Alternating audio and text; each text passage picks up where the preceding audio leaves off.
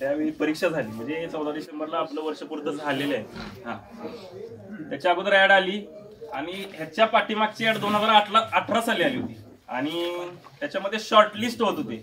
म्हणजे आपण फॉर्म भरला की त्यांचे तेच निर्णय घ्यायचे की एवढ्या विद्यार्थ्यांना परीक्षा द्यायची आणि त्याच्यानंतर पुढची प्रोसेस. त्यामुळे विश्वासार्हता नव्हती की मी फॉर्म भरला तर माझं नाव येणार आहे, कारण 1000 रुपये जाणार होते, 900 रुपये जाणार होते. एमपीएससीच्या विद्यार्थ्याला 10 रुपये सुद्धा महत्वाचे. 7 रुपयाचा चहा 10 रुपये दिला की 3 रुपये मागून आपण मागे घेतो. तर हातात काय नसल्यामुळं की तो फॉर्म भरायचा हा निर्णय झाला. 2018 साली सुद्धा तीच इच्छा होती आणि आता सुद्धा तीच इच्छा होती. कदाचित त्याच्यासाठीच इतके दिवस थांबलो होतो का काय असं पण आता वाटायला लागलंय. पण निश्चितपणे फॉर्म भरला. जमीर भाऊ माझ्यासोबत होते. फॉर्म सांगलीत भरायचा का कोल्हापुरात भरायचा या दोनच अवस्थेत मी होतो. सांगली जिल्हा आपला आणि तिथं जागा कमी 35 आणि कोल्हापूरला 61 जागा होत्या.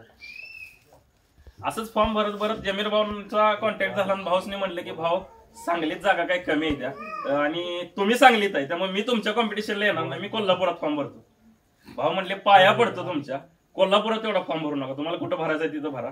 आणि भाऊने मला सल्ला दिला की सातारा जिल्हा. सगळं कॅल्क्युलेशन सांगितलं हे असं आहे असं आहे असं आहे आणि त्यांनी जे कॅल्क्युलेशन सांगितलं तेच आजपर्यंत म्हणजे झालं. कारण सगळा फ्लो सांगलीत कमी असल्यामुळे कोल्हापूरला गेला आणि मग सातारात दुर्लक्षित थोडासा होती स्पर्धा, पण त्या गोष्टी व्यवस्थित झाल्या. एक्झाम झाली, स्कोर चांगला आला आणि त्याच्यानंतर टायपिंगचा विषय. एमपीएससीच्या क्लर्कची स्किल टेस्ट आपली चालू होती आणि आमचा स्कोर होता कमी, पण ते पुण्यातले मास्तर सांगायचे 60च लागणार आहे मेरिट, त्यामुळं दौडो. त्यामुळं मग आम्हाला पण जरा हे हुरूप आला आणि टायपिंग सुरू केलं. माहित होतं नाहीच म्हणजे एवढ्या कमी स्कोरला होणार नाही. माझा स्कोर सांगू शकतो मी, माझा स्कोर 85 होता त्यावेळी, म्हणजे आता काय सांगायला अडचण नाही. सांगायचं 90 असं राऊंड फिगर, पण 85. पण त्याच वेळी टायपिंग करताना आकाश आणि मी ह्याच्यात हातात हात घालून गेले 11 महिने 1 वर्ष झालं. माझ्यासोबत सावलीसारखा कोण असेल तर आकाश होता, आपण सगळ्यांनी बघितलं. तर टायपिंग करत असताना तिथंच आम्ही एमपीएससीचं टायपिंग करायचो आणि त्याच वेळी इंग्लिश टायपिंग सुरू केलं होतं, कारण आपल्याला कोर्टात व्हायचं, म्हणजे इकडे नाही झालं तर कोर्टात व्हायचंय. आणि त्याचाच कुठं तर फायदा आता पुढे झाला. जानेवारी पासून डिसेंबर पर्यंत 9 महिने 10 महिने टायपिंग केले, 11 महिने. त्याच्यामध्ये फॉन्ट कृतिदेव 055 जो कोणालाही माहित नाही, अख्ख्या इस्लामपुरात एका इन्स्टिट्यूट वाल्याला माहित नाही. मग त्याच्यावरती जो सगळ्यात फटका आहे श्री टायपिंग इन्स्टिट्यूट, त्याच्याकडे आम्ही गेलोच नाही. बाकी सगळ्यांच्याकडे गेलो पण औषध त्याच्याजवळच होतं. मग आकाशला घेऊन त्याच्याजवळ गेलो. कृतिदेव 055 काय आहे हे सर सांगा. त्यांना पण इतकं सांगता आलं नाही, पण ते एवढेच म्हणले की महिन्याभरात करून देतो या. एवढा कॉन्फिडेंटली जर माणूस सांगत असेल तर मग आम्ही त्यांच्याकडे गेलो. कृतिदेव 055 त्या दिवशीपासून, कारण हातात दुसरं काय नव्हतं, हा फॉन्ट काय आहे आणि ह्याच्यातले बारकावे काय आहेत अगदी उघडून पेलो.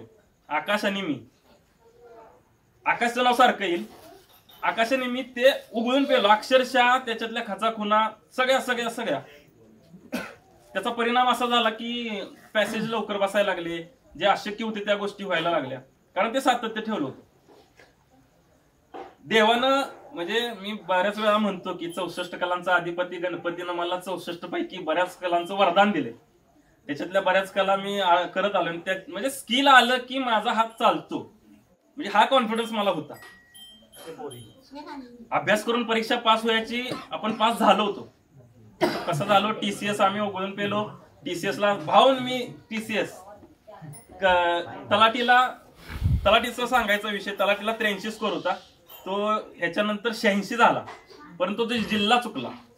इकडं 80 वाला पण विद्यार्थी तलाठी झालाय काही जिल्ह्यात, पण 86 वाले झाले नाही, तो जिल्हा चुकला. पण ह्यावेळी नशिबानं साथ दिली आणि व्यवस्थित जिल्हा बसला, सगळी सिस्टीम व्यवस्थित बसली, सगळ्या गोष्टी बरोबर बसल्या. मराठी टायपिंग झालं, 600 पोरं मराठी टायपिंगला होती आणि त्याच्यातली 148 पोरं पास झाली मराठीला. त्याच्यात पण चांगली मार्क्स होती, पहिल्याच ह्याला लिस्टला नाव आलं.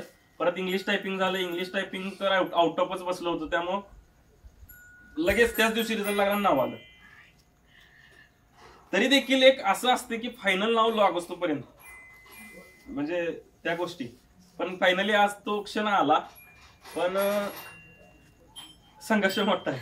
म्हणजे 2015 जून, ऍक्च्युली खरी तारीख सांगतो, काय सांगायला आता प्रॉब्लेम नाही. 16 जून 2015 ऍडमिशनची तारीख. आणि तिथून पुढं काकांच्या मेन्शन मधला प्रत्येक विद्यार्थी गेला.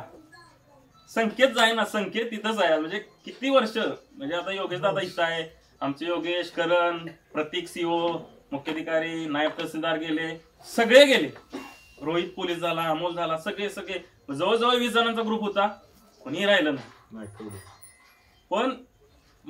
पण एवढं होतं की बॉन्डिंग असं होतं की आजही त्यांचा मला फोन येतो. म्हणजे काय करतोय संख्या, हक्कानं संख्या तूच राहिलायस, तू झाला पाहिजेस तूच. म्हणजे इतकी जीवाला जीव देणार ही पोरं आहेत ना. म्हणजे खऱ्या अर्थानं देवाचा आशीर्वाद असल्याशिवाय हा सहवास नाही लागत. मला नक्की ह्या आता गोष्टी जाणवायला लागल्यात. कारण आता शुभमच परवा म्हणला की कुठंतरी पुरोगामीचं पुढे नेत असताना संख्या दत्ताचा कधीच ठेवला नव्हतास, तो गुरुवारी दत्ताला कसा काय गेलास. म्हणजे कुठंतरी इकडं म्हणजे अध्यात्मात होतो मी, परंतु कुठंतरी विश्वास ठेवायला लागतोय. हे ज्यावेळी माझ्या हातातनं सगळी एक्झाम झाली, टायपिंग झालं, सगळं झालं, आता माझ्या हातात काय नाही, आता फक्त त्याच्याच हातात किंवा आता कोणाच्या हातात. मग तो धावा चालू. मग गुरुवारी इथनं मी रोज जातोय, आता रोज जातोय. यांना माहित नाही मी कुठं जातोय. शनिवारी मारुती, गुरुवारी औदंबर, त्याच वाटते अभ्यासाला जातोय डबा घेऊन. शनिवारी डोंगरवाडीला जायचं, गुरुवारी औदंबरला जायचं, परत सोमवारी इकडं मध्येच एकदा ज्योतिबाला जाऊन आलो. सूरज आणि मी, ज्योतिबा पार्टनर सूरज. पर्याय नाही, पर्यायच नव्हता. म्हणजे माझ्या हातात काहीच नव्हतं. आणि आता लिटरली सांगतो की आता मानसिकताच नव्हती की अभ्यास करायचा कंबाईनचा. स्किल आपल्याकडे आहे म्हणून मी त्या स्किललाच म्हणजे मी विश्वास ठेवला की येस करू शकतो मी. आणि म्हणूनच हे सगळं झालं.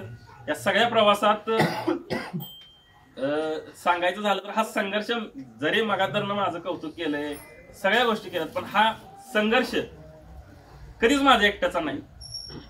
कारण हा संघर्ष करत असताना म्हणजे 7, 8, 9, 10 वर्ष जर एकाच प्रश्नाचं उत्तर आपण वारंवार किती वेळा देऊ शकतो.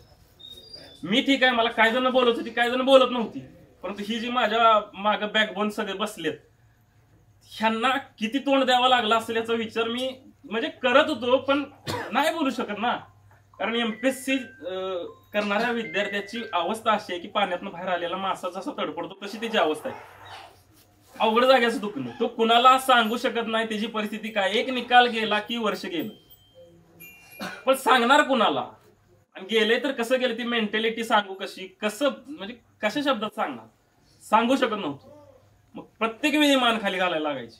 पण कुठंतरी आजपर्यंत केलेलं छोटस काम असेल, जेवढं म्हणजे त्याच्या आदेशानं जे काय झालं, म्हणजे तुम्ही लयच कौतुक केले. आधीच ती पेढ खाऊन गोड झाले आणि एवढं म्हणजे की आता सोसना मला ही कौतुक. पण हा संघर्ष करत असताना मी परत एकदा सांगतो की हा संघर्ष एकट्याचा नव्हता. कारण हा संघर्ष म्हणजे रानातलं काबाड कष्ट करून तिथल्या जनावरांचं म्हसरांचं म्हणजे धारा पाणी करून त्याच्या पैशातनं मला ज्यांनी रूमचं भाडं भरायला पैसे दिले त्या बापाचा संघर्ष होता.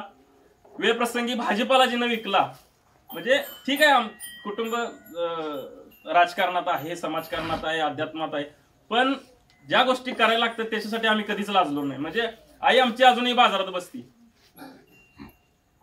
पण त्या बाजारात आलेल्या काही 100-200 मला पेट्रोलला पैसे मिळाले. तो संघर्ष ह्या आईचा सुद्धा होता.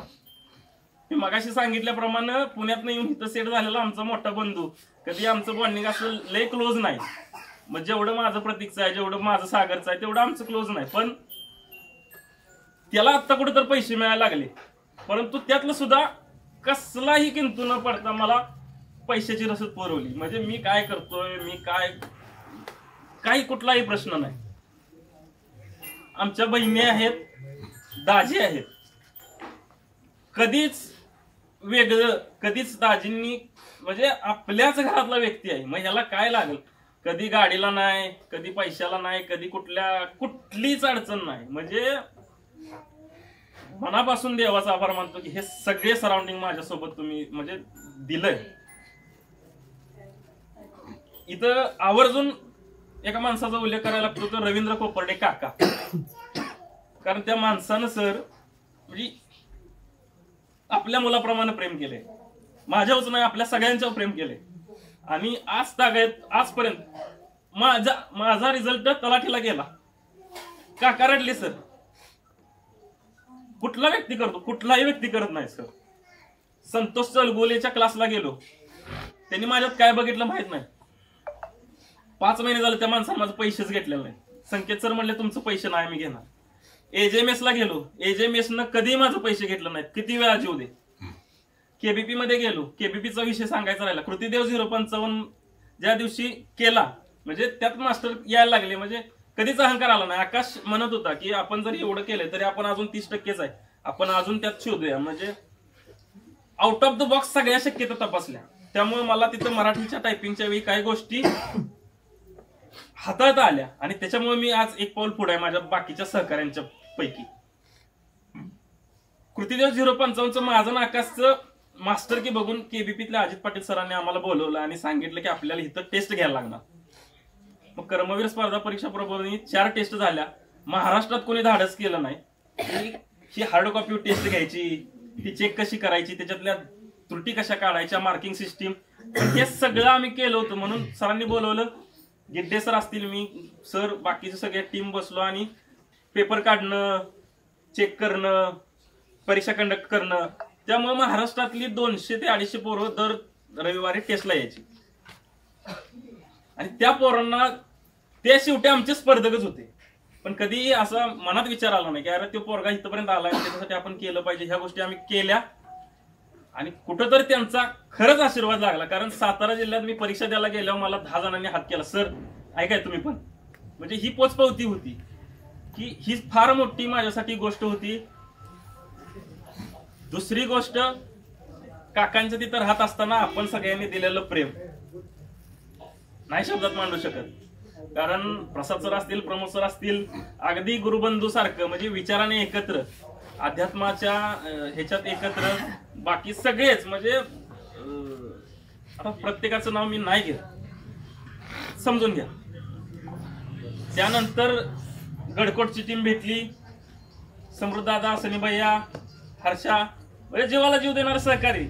मला माहित नाही माझ्याकडे काय आहे, म्हणजे देवानं मला काय दिलंय, पण माझ्याकडे एकदा व्यक्ती आला की तो मला माझ्याशी कायम कनेक्ट राहतो. मी आज इथं बोलतोय, कॉन्फिडेंटली बोलतोय, ह्याचा सगळ्यात मूळ जर कुठला असेल तर 2019 साली भेटलेला रणजितसिंह चव्हाण या माणसानं नातं रक्ताचं परिवारात माझ्याकडलं काही बघून मला तिथं हे केला, ऍक्टिव्ह केला. मला वेळोवेळी स्टेज दिलं. त्यांच्यामुळे इंद्रजित देशमुखांसारखा परिस माझ्या आयुष्यात आला आणि माझ्या आयुष्याचं खऱ्या अर्थानं सोनं झालंय. मी खरंच सांगतो, नातं रक्ताचं परिवारानं इस्लामपुरात रेटऱ्यात जेवढी ओळख नाही तेवढी इस्लामपुरात ओळख केली. चांगली चांगली लोक ओळखीची झाली. आणि हे सगळं करत असताना म्हणजे मला कुठंतरी वाटायचं की अरे आयुष्य कधी जगणार, मग एमपीएससीच करणार आहे, ठीक आहे ना, येईल रिझल्ट, नाही येईल, करतोय मी माझ्या पद्धतीने करतोय. पण मला त्याची जाणीव होती. पण ते म्हणजे एवढी लोक सांगतायत तर ते तर नसेल कदाचित, कारण एमपीएससीत आल्यानंतर ते अभ्यासच करायला लागत असेल. पण मी माझ्या पद्धतीने ते वळवायचो. पण निश्चितपणे कुठंतरी एक संधी अशी येते, मला ते जाणवतंय, म्हणजे जाणवलं की ही तुमच्यासाठीच आहे सर. इथं स्किल मला दिलंय देवानं आणि ही स्किलची परीक्षा होती. आणि निश्चितपणे मला माहित होतं की स्किल आपण मारणार. आणि म्हणून मी आत्ता पुढच्या कुठल्याही परीक्षेचा अभ्यास करत नव्हतो किंवा केला पण नाही. फक्त टायपिंग, दिवस उठलं की टायपिंग, संध्याकाळी झोपेपर्यंत टायपिंग, 8-8 तास टायपिंग मारलं. डोळ्यात म्हणजे ड्राय व्हायचे डोळे, ड्राय. शुभमचा ते काय म्हणतात ड्रॉप्स संपला, शुभमचा ड्रॉप संपला, दररोज दुपारी यायचं डोळ्यात ते घालायचं. पण खरंच सगळ्यांचे आशीर्वाद, सगळ्यांचा पाठिंबा, सगळ्यांचं प्रेम, त्यामुळे इथपर्यंत आलोय. शंकर चव्हाण सर या ठिकाणी उपस्थित आहेत. मोठ्या भावाप्रमाणे आणि एक शिक्षक म्हणून त्यांनी सुद्धा फार फार मोठा पाठिंबा दिलाय. दुःख एवढंच वाटतंय की माझ्या बरोबरचे काही सहकारी पाठीमागे राहिले. म्हणजे इस्लामपूरच्या, आज मला आवर्जून इतर रेटच सांगायचं की इस्लामपूरमध्ये जेवढे विद्यार्थी, काय 2-1 हजार विद्यार्थी टायपिंगची परीक्षा करत होते, आकाश कोल्हे पाटील हे नाव कुठल्याही टायपिंगवाल्याला विचारायचं, सगळ्यात टॉप सर. म्हणजे त्यानंच काही गोष्टी मला शिकवल्या. त्यानं म्हणजे हाईटच केली ती टायपिंग, म्हणजे डाव्या हाताचं मळ असं केलं. पण दुर्दैव परीक्षेचा पेपर कठीण आला, काही गोष्टी इकडे तिकडे झाल्या आणि आकाश इंटरव्ह्यू पर्यंत नाही येऊ शकला. पहिल्यांदा मी बघितलं की अख्ख्या इस्लामपुरातली टायपिंग झालं होतं की अरे आकाश नाही झाला तर मग आमचं काय होणार आता. ह्या गोष्टी म्हणजे ह्या गोष्टी व्हायला पाहिजे होत्या, ह्या गोष्टी झाल्या नाहीत. असंच माझ्या सांगलीची एक मैत्रीण होती, तिचं सुद्धा 8 मिनिटात पॅसेज मारणार, पण तिथं गेल्यानंतर हात नाहीच चाललं. ही सुद्धा म्हणजे काय गोष्टी होत्या, म्हणजे माझ्या बरोबर त्या गोष्टी झाल्या नाहीत आणि कुठेतरी पॉझिटिव्ह गोष्टी झाल्या. आणि ह्योच खरा तर देवाचा आशीर्वाद असं मी मानतो आता. कारण काही गोष्टी पूर्वी मानत नव्हतो, आता मानतोय. ह्या सगळ्या गोष्टी होत असताना शेवट राहिलेल्याचा दबाव जास्त होता. घरातली मला लिटरली सांगू वाटते की कधीही 8 वर्षात एका शब्दानं या लोकांनी माझ्याकडे तक्रार केली नाही. संकेत काय करतोय, संकेत झाडं लावतोय, संकेत कुठं रक्त काढत, आई फक्त म्हणायची की रक्त कशाला देतोय सारखं.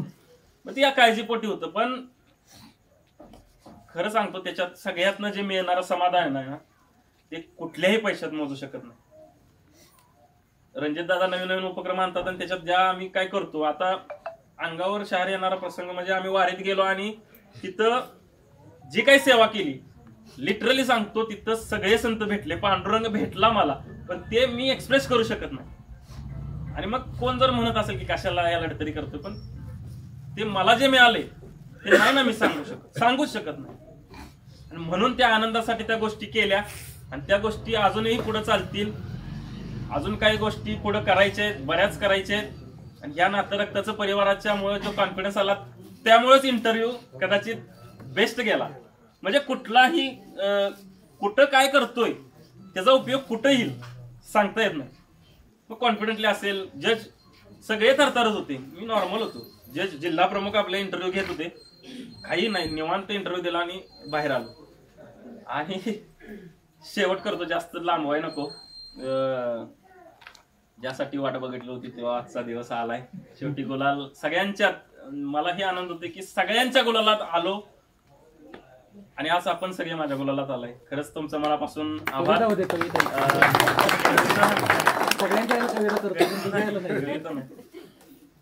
नाही पण कविता नाही येणार, पण एवढंच म्हणतो की ह्यांनी जो पाया घातला, आई वडिलांनी पाया घातला, कुटुंबाने पाया घातला, बहिणी भावांनी त्याचं इमारत बांधली, पण ह्या शेंडफळाला त्याचा कळस होता आलं. ही सगळ्यात भाग्याची गोष्ट मला वाटते.